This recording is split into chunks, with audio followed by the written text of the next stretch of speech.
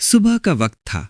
शहर धीरे धीरे जाग रहा था और आरव रोज की तरह जिम्मेदारियों का बोझ उठाए बस स्टैंड पर खड़ा था। उसी भीड़ में एक लड़की आई, मीरा, जिसके पास सब कुछ था, लेकिन उस पल भी जैसे कुछ अधूरा सा लग रहा था। बारिश हल्की थी, चाय की भाप तेज और दो अजनबी एक ही जगह पर खामोशी बांट रहे थे। गलती से बढ़ा हुआ एक चाय का कप कभी कभी जिंदगी के सबसे सही पल की शुरुआत बन जाता है। उस पल किसी ने कुछ कहा नहीं, पर दोनों समझ गए ये मुलाकात सिर्फ इत्तेफाक नहीं थी।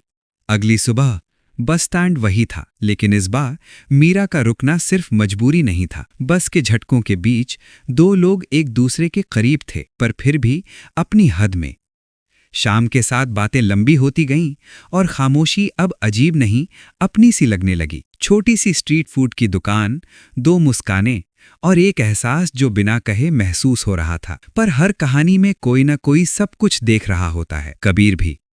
जब मीरा की गाड़ी आरव के घर के पास रुकी तो प्यार से पहले क्लास का फर्क सामने आ गया।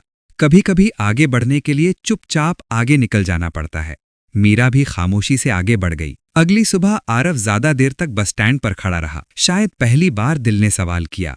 मीरा आई, थोड़ी देरी से, पर उस एक नजर में जैसे सब कुछ फिर से जुड़ गया। कैफे की शांति में दोनों सामने थे, हाथ पास थे, पर प्यार अभी भी धीरे चल रहा था। कबीर ने उन्हें देखा और समझ गया, ये कहानी आसान नहीं होने वाली। मीरा की गाड़ी के पास बातें कम थीं, सोच ज्यादा, और दिल में एक अनजाना सा डर। इसी शहर में एक घर था जहां फैसले जज्बात से नहीं, ताकत से लिए जाते थे।